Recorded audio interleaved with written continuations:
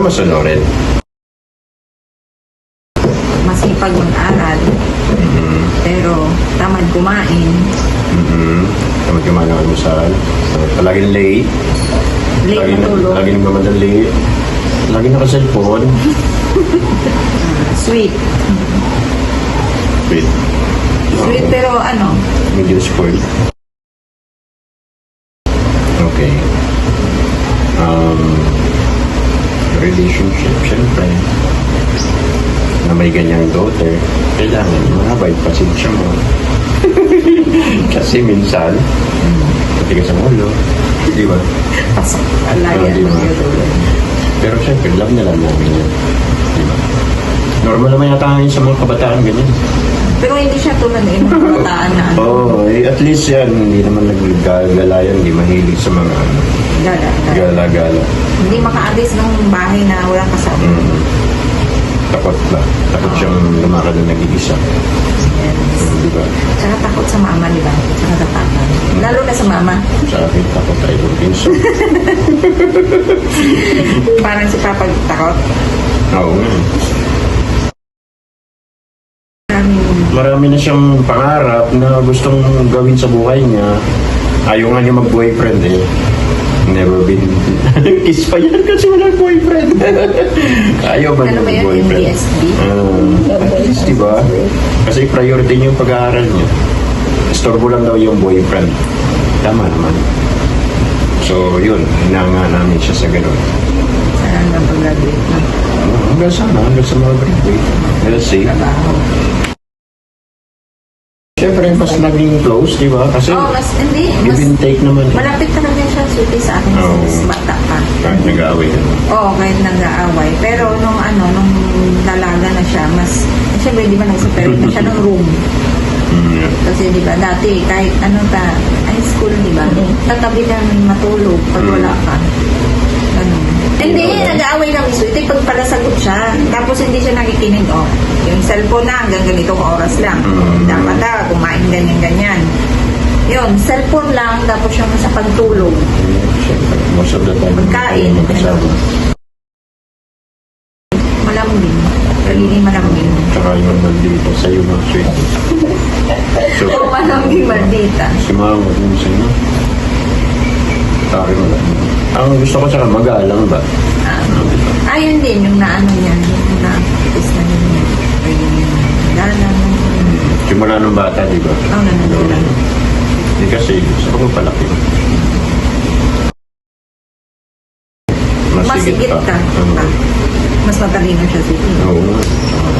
Siyempre, na-explore na sila. Hindi naman ako sa atin ang internet. Mas exposed siya pati. Di ba yung maliit pa siya, talaga siya, clingy. Sa'yo? Oo. Tapos nung mga high school siya, ayun siya, siya, sweetie, yung parang nag-release. Ano naman siguro nag-release? Palasagot siya kasi friend siya eh. Nasa siya sa friends. Hindi naman totally na. Tapos itong college, mas close. Tapos siya, sweetie. Mature na kasi siya eh. Ma-open up sila sa personal nila. Kahit sa'yo, di ba?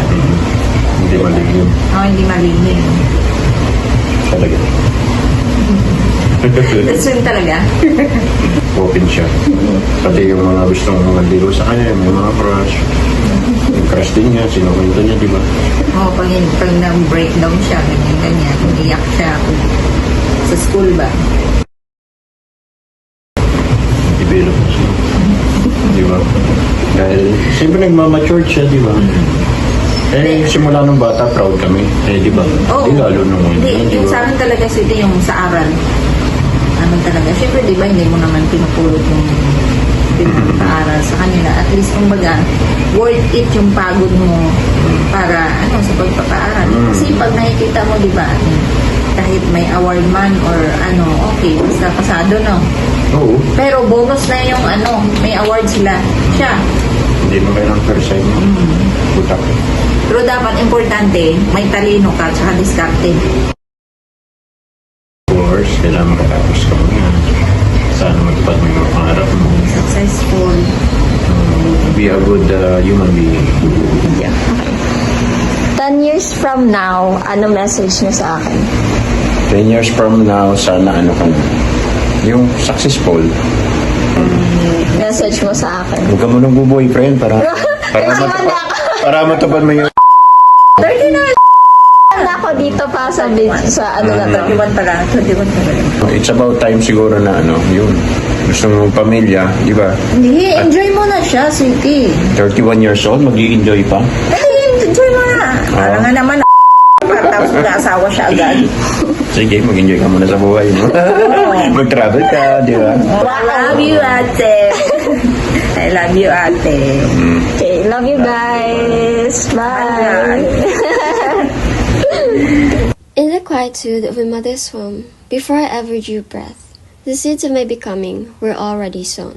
According to Myers and Hansen in Developmental Psychology, the prenatal environment is no mere prelude, but a vital overture to the symphony of life. I asked my mother what melodies played while I dwelled in the sacred dark.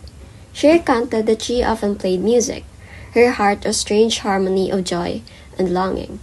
In Quezon City we dwelled, far from the familiar embrace of her own parents, yet kinship's invisible thread wrapped her in comfort. Such moments reflect Brown Benfrener's ecological systems theory, wherein the microsystems of love and support become the cradle of one's growth. Even then, as I slumbered in her womb, I was nourished not just by food and blood, but by song, sentiment, and a mother's enduring strength. This stage, akin to the rising of the morning sun, saw the dawning of consciousness and connection. Bobby's theory of attachment echoes in my infancy. I was securely tethered to my mother's presence, her arms, my first haven. At merely 9 months, I began my toddling journey. My first utterance, Mama, declared to the world the centrality of her in my earliest world. After leaving Quezon City, we took root in a clan, where my mother reared me with unwavering care. Such nurture reflects Erickson's stage of trust versus mistrust. Her constancy wove a sense of security into the very fabric of my soul. In every coup, every unsteady step, I was discovering not only the world, but my place within it. Many of my peers found their first taste of structured learning in preschool. I, having already tasted the fruit of letters and language by age 5, walked a different path. My early literacy, nourished by my mother's and grandmother's love for pocketbooks, became the kindling for my creative mind. I did not yet speak boldly, for shyness cloaked me like morning mist, but in the realm of make-believe, I was a sovereign. With my cousins, I would become the teacher in our imaginary class, an echo of Piaget's pre-operational stage, where symbolic play reigns. Vygotsky, too, would find resonance here, as the seeds of learning were watered by more capable others. Though no classroom held me, the world itself became my curriculum. This stage was a forge, wherein I was tested and tempered. Erickson's industry versus inferiority speaks too, for I excelled in the written word, yet I faltered in the world of numbers. English was my sanctuary, math my tormentor. I recall the tears, the frustrations of solving what others called simple sums, as if every equation were a riddle wrapped in thunder. Yet, amid such struggles, bloomed the joy of friendship. Despite my shyness, I began to value my peers, to see myself reflected in their laughter and games. These friendships became mirrors, each one reflecting back to me a piece of who I was and who I might become. Adolescence, the tempest. Here, the soul begins to question the stars. Erickson's identity versus role confusion unfolded like a great drama within me. No longer content to simply be, I asked who I was meant to become. Conflicts with my mother abounded, not born of disdain but of distance, as I carved out my own ideals, separate from the nest. My peers became anchors, and yet I was adrift, exploring interests, ideas, and ideals with fervor. There was a turning inwards, a peeling back of layers. My independence blossomed not in rebellion, but in the sacred act of self-discovery. I was not lost, but becoming. I am 21 now. I find myself in the ever-unfolding chapter of young adulthood, a season both terrifying and tender. When I first set foot in this unfamiliar city, it felt as though I were cast adrift upon a boundless ocean, naught but a fragile raft beneath me. The dialect of the land was foreign to my ears, and the simplest of tasks such as finding my way through the winding veins of the city, felt like trials in an ancient labyrinth. I was, in many ways, a child reborn, once again crawling, uncertain, learning to balance a new terrain. Yet, this disquiet was mine to weather. It was not a detour but a pilgrimage.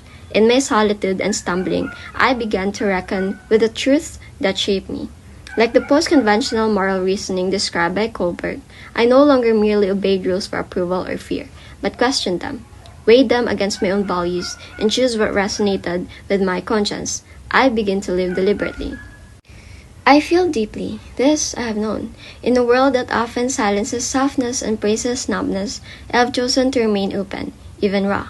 I make no apology for this heart that senses the world with such depth, for perhaps what this very world needs most are not harder shells, but gentler souls. In time, I have found kindred spirits, companions who do not shrink from my sensitivity, but honor it. Together, we have built small sanctuaries of understanding, where authenticity is not only safe, but sacred.